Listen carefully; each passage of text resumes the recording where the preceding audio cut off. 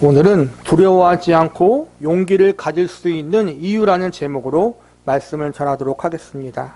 오늘 본문에서는 가나안 땅에 들어가려는 이스라엘 백성들에게 두려움을 이겨내고 용기를 가지라는 하나님의 위로와 격려의 말씀이 기록되어 있습니다. 지금으로부터 40년 전 하나님은 이스라엘 백성들을 애굽의 노예에서 구원해 주사 그들에게 자유를 주셨습니다.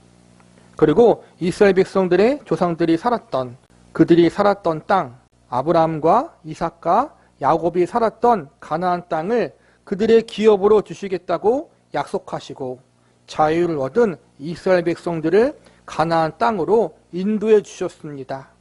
그런데 가나안 땅 앞에 도착하자 그곳에 거하고 있던 원주민들의 모습을 목격하고 이스라엘 백성들은 두려움에 빠집니다. 가나안 땅에 사는 원주민들은 이스라엘 백성들보다 크고 강대한 사람들이었습니다.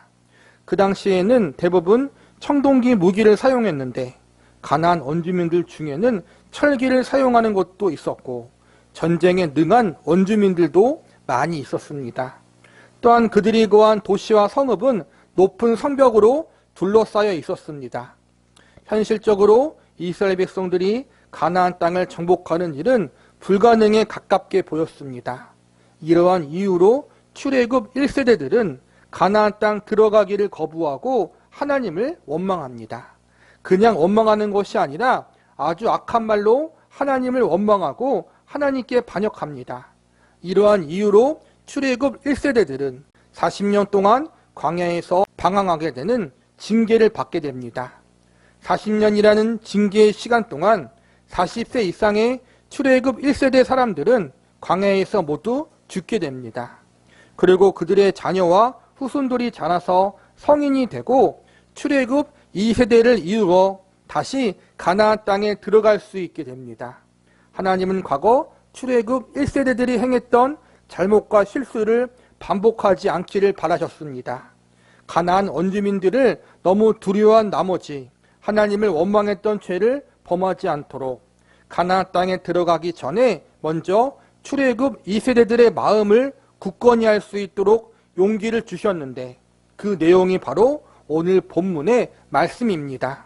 우리는 오늘 본문의 말씀을 통해서 가나안 땅에 들어가려는 이스라엘 백성들이 두려워하지 않고 믿음의 용기를 가질 수 있는 이유는 무엇인지 알아보는 시간을 가져보도록 하겠습니다. 그리고 오늘 이 말씀이 믿는 성도들에게 주는 교훈은 무엇인지 알아보도록 하겠습니다. 이스라엘 백성들이 두려워하지 않고 믿음의 용기를 가질 수 있는 첫 번째 이유는 애굽에서 이스라엘 백성들을 구원하신 하나님이 함께 하시기 때문입니다. 본문 17절과 18절을 보시기 바랍니다. 내가 혹시 심중에 이르기를 이 민족이 나보다 많으니 내가 어찌 그를 쫓아낼 수 있으리요 하리마는 그들을 두려워하지 말고 내 하나님 여호와께서 바로와 온 애굽에 행하신 것을 잘 기억하되. 애굽을 나온 이스라엘 첫 세대들은 가나안 원주민들이 두려워서 가나안 땅 들어가기를 거부했습니다. 위에서 언급했듯이 가나안 원주민들이 자신들보다 크고 강해 보였기 때문이었습니다. 실제로 그들은 싸움도 잘했고 철기와 병거라는 강력한 무기도 가지고 있었습니다. 중요한 거점 도시마다 높고 견고한 성벽을 가지고 있었습니다.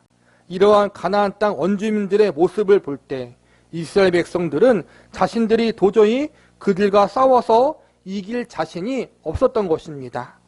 가나안 원주민들에게 모두 몰살당해 죽을 것이라고 두려워했습니다. 그래서 출애굽 1세대들은 자신들을 죽이기 위해서 하나님이 가나안 땅으로 인도한 거냐며 하나님을 원망했습니다. 그리고 하나님이 세우신 모세를 몰아내고 다시 애굽으로 돌아가려고 했습니다. 한마디로 하나님 말씀을 거역하고 반역을 일으킨 것입니다. 그 결과 하나님은 이스라엘 백성들을 40년 동안 광야에 가두십니다. 그곳에서 다른 곳으로 가지 못하도록 징계를 내리십니다. 40년 광야 생활의 징계 기간 동안 하나님을 불신하고 원망했던 출애굽 1세대들은 모두 죽습니다.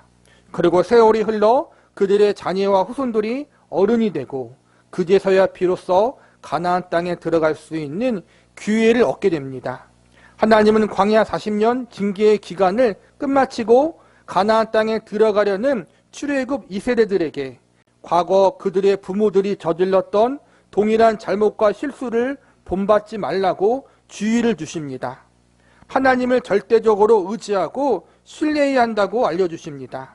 그러면서 과거 이스라엘 민족을 애굽에서 구원해 주신 때를 기억하라고 말씀하십니다. 하나님이 애굽에서 얼마나 놀라운 기적과 이적으로 이스라엘 백성들을 구원하셨는지 잊지 말라고 말씀하십니다. 본문 19절을 보시기 바랍니다. 내 하나님 여호와께서 너를 인도하여 내실 때 내가 본 큰 시험과 이적과 기사와 강한 손과 편팔을 기억하라. 내 하나님 여호와께서 내가 두려워하는 모든 민족에게 그와 같이 행하실 것이요. 이스라엘 백성들이 애굽의 노예로 있을 때 애굽은 그 당시 세계 최강국이었습니다. 그런데 하나님이 당시 최고의 최강국이었던 애굽을 10가지 재앙을 내리사 애굽 사람들이 믿고 의지했던 모든 것을 완전히 무너뜨리십니다.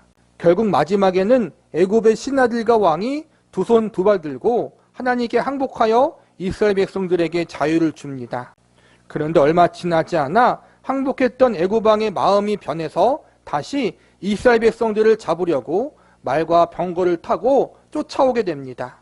이때 하나님이 홍해 바다를 가르사 이스라엘 백성들이 그 길을 마른 땅같이 지나가게 하시고 뒤에 쫓아오는 애굽의 군대는 그곳에서 모두 수장시켜 물에 빠져 죽게 하십니다. 하나님이 이렇게 크고 놀라운 기적을 행하사 이스라엘 백성들을 애굽의 노예 생활에서 구원해 주셨습니다. 출애굽 2세대들의 주축이 되는 젊은 세대는 그 시절에 태어나지 않았기 때문에 애굽에서의 이러한 놀라운 기적들을 직접 목격하지 못했습니다.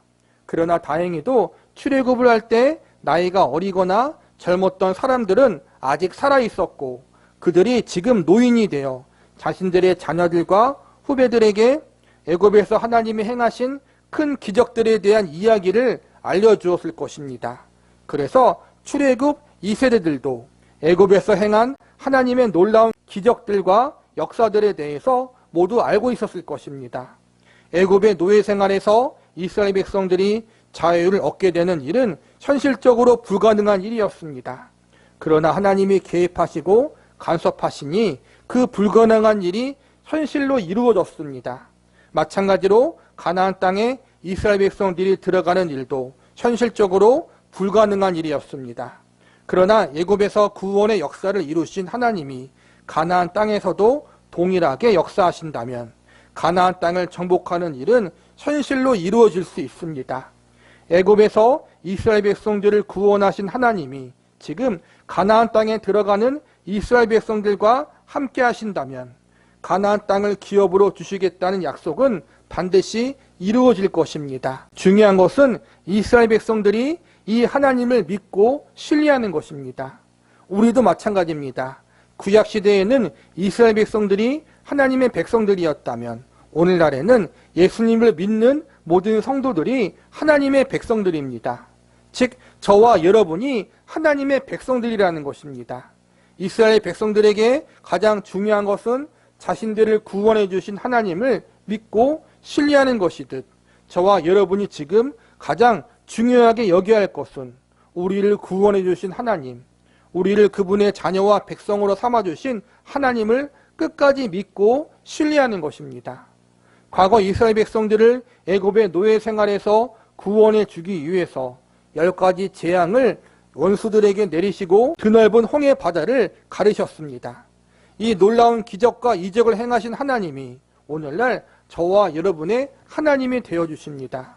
그리고 저와 여러분을 죄의 노예 생활에서 구원해 주기 위해서 그분의 하나밖에 없는 독생자 외아들 예수님을 이 땅에 보내주사 그분의 생명을 십자가에 내어주셨습니다. 예수 그리스도의 십자가의 기적으로 저와 여러분을 구원하시고 하나님의 백성과 자녀로 삼아주신 것입니다.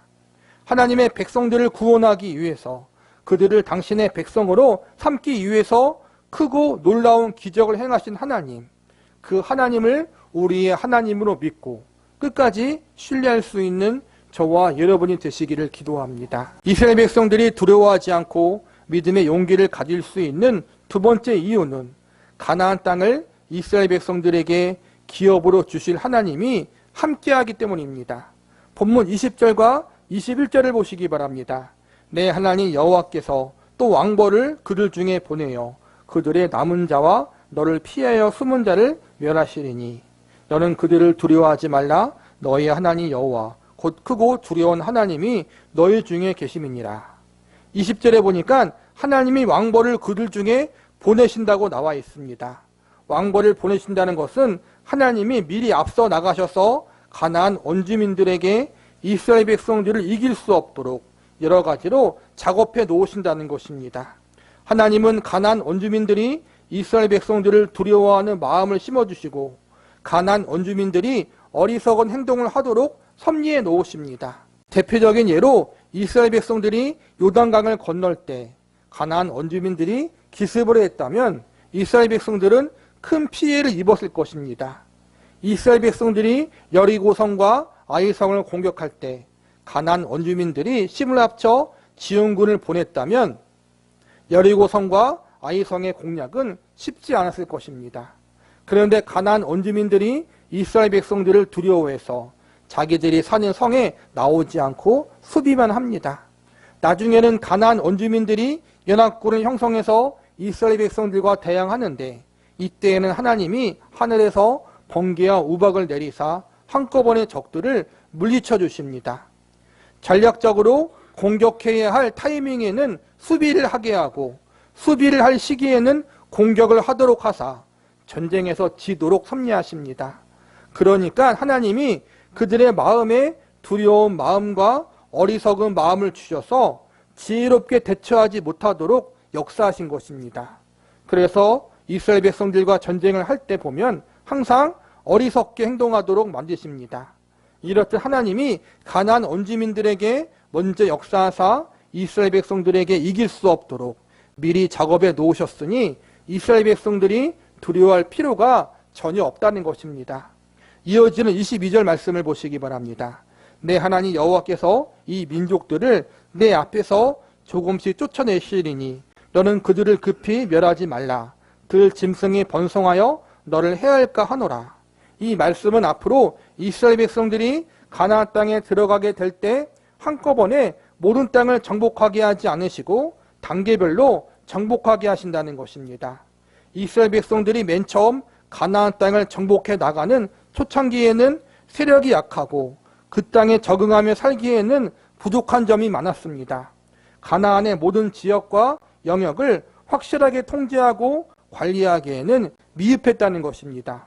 이렇게 세력과 관리 능력이 미흡한데 가나안의 모든 땅을 한꺼번에 다 정복하다 보면 관리가 되지 않은 땅이 생기게 되고 그러다 보면 땅이 황무지가 되어버립니다. 그러면 농사도 못 짓고 그곳에 들 짐승들이 살게 되어 이스라엘 백성들에게 피해를 입힐 수도 있습니다. 그래서 하나님은 이러한 상황까지 생각하셔서 이스라엘 백성들이 더욱 강성해져 가나안 땅을 완전히 관리할 능력이 되기까지 기다려주시고 그때까지 남은 땅을 관리할 가나안 땅 원주민들을 일정 부분 남겨두신다는 것입니다. 나중에 다윗 왕 후기와 솔로몬 왕 때가 돼서야 이스라엘 백성들의 세력이 강성해지고 가나안 땅 전 지역을 관리할 수 있게 됩니다. 이때가 돼서야 가나안 땅의 모든 지역을 점령하고 주변의 이방 민족을 몰아낼 수 있을 만큼 강해집니다. 하나님은 이때까지 기다려주십니다. 하나님은 이처럼 이스라엘 백성들의 지금의 형편, 그들이 가진 능력까지도 생각하셔서 차근차근 가나안 땅을 점령하도록 지도해 주십니다. 이처럼 하나님은 이스라엘 백성들을 강압적으로 인도하지 않으셨습니다. 그들을 최대한 배려해 주셨습니다. 왕벌을 보내주신다는 말씀에서도 이스라엘 백성들을 배려해 주시는 하나님의 세심한 마음을 엿볼 수 있습니다. 이스라엘 백성들은 전쟁을 잘하는 민족이 아니었습니다. 그들은 400년 동안 애굽의 노예로 살았고 40년 동안 광야에서 방황하는 생활을 했습니다. 이에 비해 가나안 원주민들은 수시로 주변 부족과 전쟁을 하며 싸움에 잘 훈련된 민족들이었습니다. 그래서 하나님은 왕벌을 보내사 가나안 원주민들을 약하게 만드시고 어리석게 만드십니다. 가나안 정복 전쟁에 승리할 수 있도록 앞서서 사전 준비를 모두에 놓으신 후에 이스라엘 백성들에게 가나안 땅에 들어가도록 인도하십니다.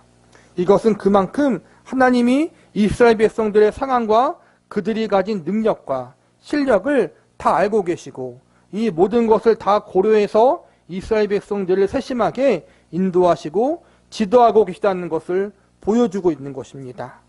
전지전능하신 창조주 하나님이 이스라엘 백성들을 사랑하고 그들을 인격적으로 배려해 주고 계신 것입니다.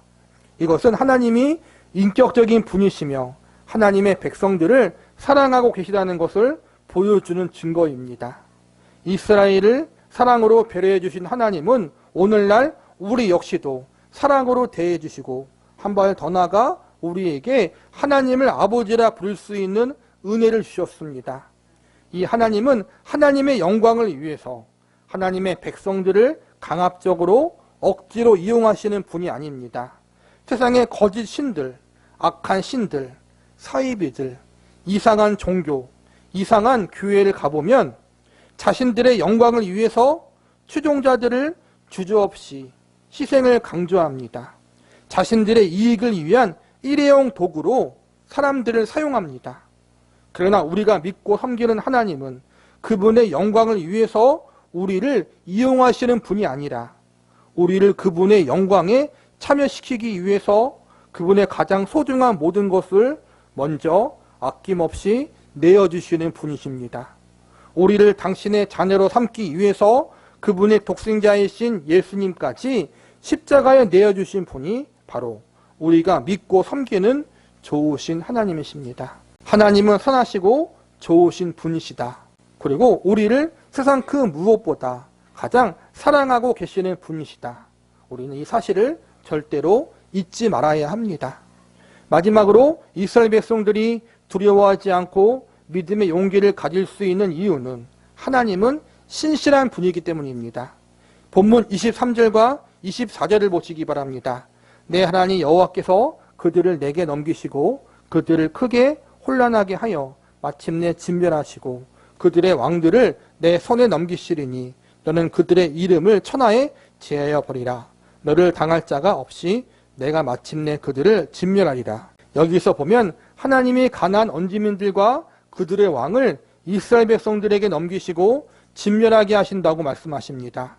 신명기 말씀이 기록될 당시에는 이스라엘 백성들이 아직 광야에서 지내고 있었을 때입니다. 광야 40년 생활을 마치고 가나안 땅에 들어가기 위해 준비하고 있던 시기였습니다. 가나안 땅에 본격적으로 들어가는 시기는 모세가 죽고 여호수아가 지도자로 세워진 이후였습니다. 즉 가나안 땅에 들어가는 일, 그곳에서 원주민들과 싸우게 되는 일은 시간상 미래적인 일입니다. 그런데 하나님은 아직 일어나지 않는 미래의 일을 마치 이미 이루어진 것처럼 말씀하십니다. 아직 가나안 땅에 들어가지 않았고 가나안 원주민들과 전쟁하지도 않았는데 하나님은 이미 그 전쟁에서 승리하고 그 땅을 정복한 것처럼 말씀하십니다. 하나님이 미래의 일을 지금의 현재에 이루어진 것처럼 말씀하신 것은 하나님이 그렇게 하시기로 결심하셨고 약속하셨기 때문입니다. 하나님이 이스라엘 백성들에게 가나안 땅을 기업으로 주시겠다고 약속하셨고 전쟁에서 승리케 하신다고 약속하셨기 때문에 하나님이 결심하고 약속한 일이라면 반드시 그 일이 성취되어지고 이루어진다는 것을 알려주고 계신 것입니다. 그리고 실제로 하나님이 하신 말씀과 약속대로 가나안 땅 정복 전쟁은 이스라엘 백성들의 승리로 돌아가고 그 땅은 이스라엘 백성들에게 기업으로 주어집니다.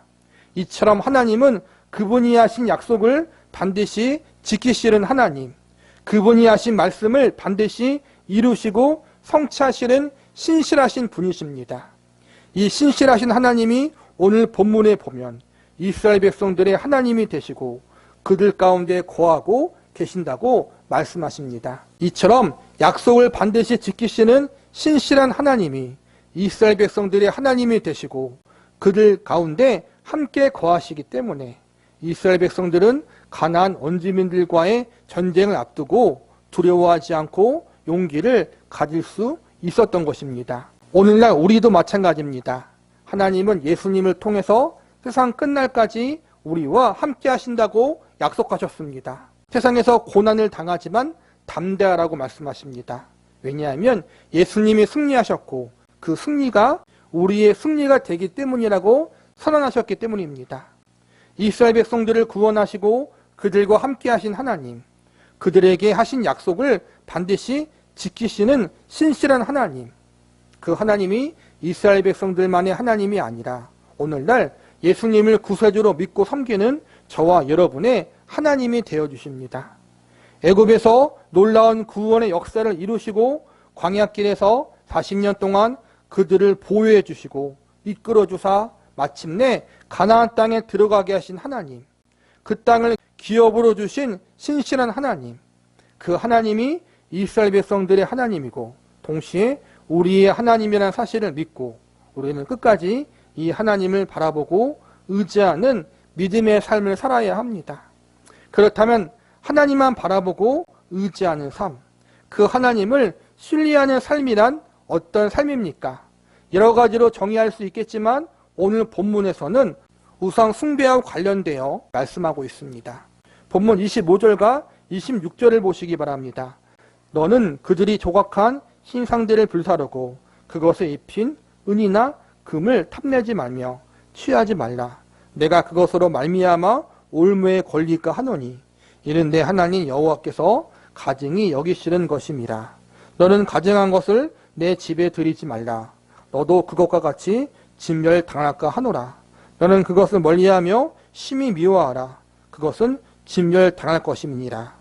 신명기 7장 말씀에서 반복해서 나오는 하나님의 명령은 우상을 숭배하지 말라는 것입니다. 하나님의 은혜와 사랑을 받은 존재이며 하나님을 믿고 신뢰하는 백성이라면 그 증거로 하나님이 아닌 다른 신을 섬겨서는 안 된다는 것입니다. 하나님을 믿고 신뢰하는 삶의 가장 중요한 모습이 우상을 섬기지 않는 모습으로 드러나야 한다는 것입니다. 신명기에 나오는 우상은 가나안 원주민들이 섬기는 이방신이었습니다. 오늘날 우리는 우상 숭배의 범위를 조금 더 넓게 확장할 수 있습니다. 1차적으로 눈에 보이는 우상이 있는데 이것은 하나님 외에 다른 거짓된 신을 믿는 것, 그것이 눈에 보이는 우상 숭배입니다. 그 다음은 눈에 보이지 않는 우상이 있는데 그것은 하나님보다 우리가 더 사랑하는 것이 있다면 그것이 눈에 보이지 않는 우상을 섬기는 것과 같을 수 있습니다. 오늘날 믿는 성도들이 가장 쉽게 빠질 수 있는 죄가 바로 눈에 보이지 않는 우상을 섬기는 것입니다. 믿는 성도들은 눈에 보이는 우상을 섬기지 않을 것입니다. 그러나 눈에 보이지 않는 우상을 섬기는 죄를 쉽게 범합니다. 하나님을 믿는다고 하면서도 사실 세상의 수단과 방법을 더 의지하는 죄를 범합니다. 하나님을 사랑한다고 하면서도 세상이 주는 기쁨과 즐거움을 더 사랑하는 죄를 범합니다. 돈, 물질, 명예, 쾌락, 즐거움, 이 모든 것들이 눈에 보이지 않는 우리들의 우상이 될 수 있습니다. 그래서 우리는 조심하고 또 조심해야 합니다. 하나님이 아닌 다른 것들은 언젠가는 썩어져 없어질 것들입니다. 우상들이 우리들의 인생과 운명을 영원히 책임져 줄 수는 없습니다. 하나님 외에 세상의 모든 것들은 상황과 환경에 따라 언제든지 우리를 배신할 수 있고 우리를 실망시킬 수 있습니다.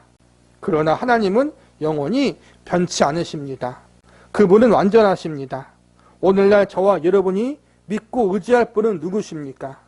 이스라엘 백성들이 하나님만 의지하고 신뢰해야 했듯이 우리 역시 하나님만 믿고 의지해야 한다는 사실을 잊지 마시기 바랍니다.